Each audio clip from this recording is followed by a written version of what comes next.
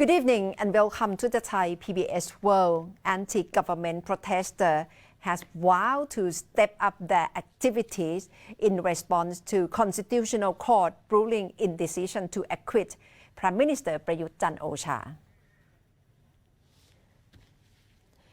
The Constitutional Court acquitted Prime Minister Prayut of charges of conflict of interest and breaches of ethics over his stay in an army house despite his retirement from the military. The protesters reacted angrily to the ruling during their rally at Rat Phao intersection last night. The rally continued until past midnight, during which protest leaders took turns on the stage to denounce the ruling and reiterate their demand for Prayut to resign. They also doubled down on their demand for a reform of the monarchy. Political observers told Thai PBS World that the verdict in favor of Prayut increases the likelihood of him staying in the power at least until his term ends. The court yesterday ruled that his occupancy of the residence inside the headquarters of the 1st Infantry Battalion of the Royal Guards on Vipavadi Rangsit Road did not constitute breaches of ethics standard or a conflict of interest as alleged by the opposition Pheu Thai party. Prayut was provided the housing when he became army chief, but continued to reside there after he retired from the military and became prime minister following the coup in 2014. In its ruling, the court said his occupancy was allowed under an army regulation adopted in 2005 to reward former army chiefs for their services to the country. The regulation also provides for free utility to the occupants. The court's decision did not come as a surprise to most observers. Thitiphol Phakdeewanit, Dean of Political Science at Ubon Ratchathani University, was disheartened but not surprised by the ruling. He believes it could mean Prayut will stay on as premier until his term ends in 2023. That's because he has the full support of state mechanisms, the army parliament, as well as coalition parties, he said. The ruling could trigger anger among the protesters as they distrust the interpretation of the law and believe it favors the establishment, he added. Yutthaporn Isarachai, a political scientist from Sukhothai Thammathirat Open University, said the court's ruling will also have protesters questioning the legitimacy of independent agencies and asking whether the Constitutional Court applied double standards.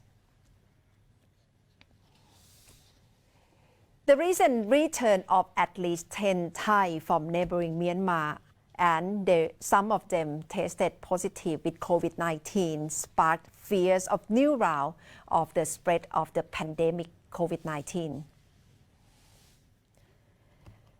But health authorities today gave an assurance that the COVID-19 situation in the northern provinces of Chiang Mai and Chiang Rai are under control, while Public Health Minister Anutin Charnvirakul played down concerns of a second wave of the virus.